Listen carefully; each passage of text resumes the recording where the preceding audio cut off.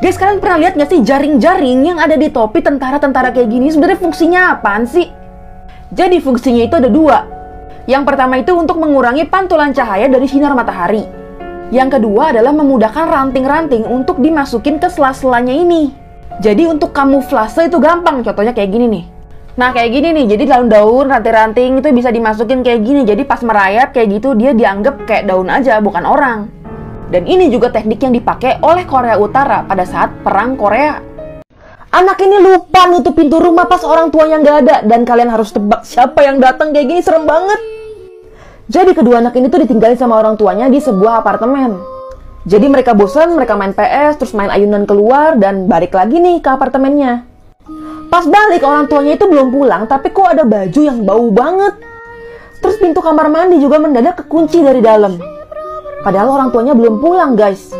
Pas mereka lagi asik main, tiba-tiba pintu kamar mandi yang tadinya kekunci itu kebuka.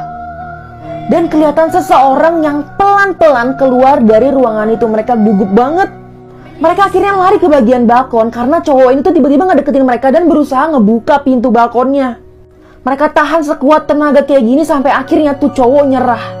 Dan dia masuk ke kamar-kamar ngobrak-ngabrik cari-cari barang berharga. Dan dari balkon mereka teriak-teriak ke bawah untuk minta pertolongan. Dan untungnya setelah ini ternyata itu adalah tunawisma yang ketangkep. Cowok ini lagi malam-malam nunggu taksi dan pas dia tahu di taksi ini ada apa, dia langsung lari, panik banget. Ini berguna banget juga guys buat kalian. Jadi si cowok ini tuh pulang lembur dari kantornya dan dia itu nunggu bus. Nah terus tapi di tengah lama nih ada satu taksi lewat, tapi dia nggak mau, dia masih mau nunggu si bus. Masih belum datang juga, akhirnya taksi kedua lewat, ya udah dia biarin juga karena dia masih mau nunggu si bus juga. Akhirnya taksi ketiga, taksi keempat semua lewat dan ternyata busnya itu nggak jadi operasi guys. Dan pas si taksi yang kelima lewat kayak gini, dia sadar akan sesuatu dan dia langsung lari. Kenapa? Karena setiap taksi yang lewat di depan dia udah 5 kali, itu platnya sama semua. Dan dia yakin di dalam taksi itu adalah orang yang sama yang lagi ngincer dia untuk masuk ke taksi itu. Jadi kalian harus hati-hati banget nih, apalagi kalian sendirian dan di transportasi umum kayak gini. Karena hal-hal mengerikan bisa terjadi sama kalian. Siapa di antara kalian yang berani makan ini? Ayo, bentuknya kayak apa tuh? Jadi ini dikenal sebagai salah satu makanan Korea Selatan yang ekstrim banget. Dikenal dengan gebul atau cacing sendok. Kenapa ekstrim? Karena dari bentuknya nih orang udah nggak nafsu makan banget nih ngelihatnya. Dan apalagi biasanya itu disajikan ada yang mentah-mentah. Nah nanti biasanya penyajiannya adalah dikeluarin dulu nih isi dari badannya si gebul ini. Dan nanti si kulitnya itu nggak dibuang guys, tetap dimakan. Bahkan nih kalau misalkan dimakan mentah kayak gini, biasanya itu setelah dipotong bahkan itu si gebul itu masih suka goyang-goyang gitu. Dan di pasar-pasar ikan di Korea Selatan nih, misalnya kayak di Seoul, di Busan, itu gampang banget nih ditemuin si gebul ini. Karena jadi salah satu makanan favorit orang Korea juga. Jadi lapar gak sih? Cewek ini sembarangan foto pakai kamera terlarang. Dan pas dia lihat hasil fotonya, asli guys sekalian gak bakal nyangka. Jadi anak cowok ini tuh dikasih hadiah dulu sama bapaknya. Katanya tuh kamera bisa ngeliat masa depan kamu meninggalnya gimana. Dan gak lama dari situ si bapaknya meninggal. Dan pas dia lihat kameranya, dia simpan aja nih kameranya karena dia gak gitu perlu waktu itu.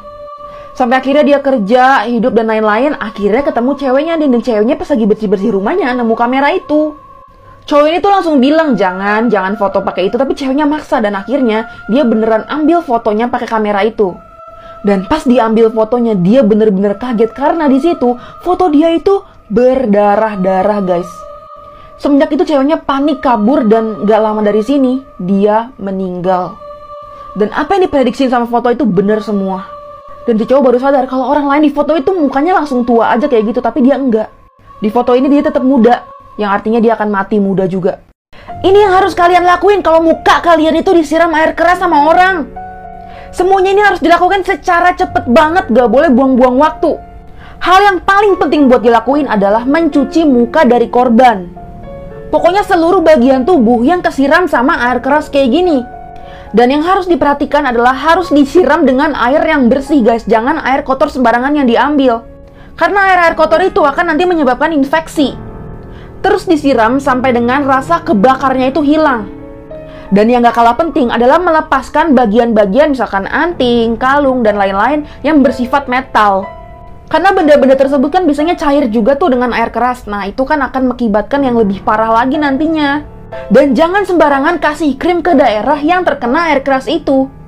Dan langsung ditangani secara cepat dibawa ke rumah sakit. Cowok ini kaget banget ketemu cewek yang dulunya adalah sosok anjingnya yang udah meninggal. Asli kalian gak bakal nyangka. Jadi pas umur sekitar 5 tahun, dia itu lagi jalan-jalan guys, tiba-tiba dia nemu anjing yang abis dipatok sama ular. Karena mau nyelamatin anjing ini, akhirnya dia buru-buru cari benda, yaitu batu, yang akhirnya nanti dia lemparkan ke arah si ular ini. Dan akhirnya anjingnya selamat dan dia bawa pulang kayak gini, dia rawat. Tapi anjingnya itu nggak lama meninggal juga guys.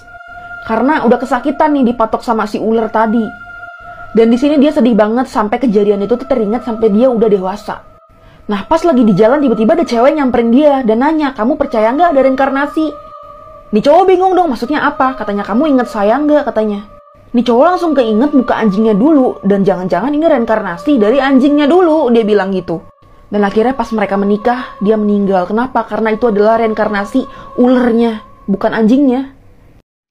Kalau kalian mikir ini tuh rumah, apartemen, kalian salah. Karena ini apa? Penjara. Ini tuh penjara yang didesain nyaman banget guys. Lihat aja deh kamarnya kayak gini. Ini letaknya di Norwegia.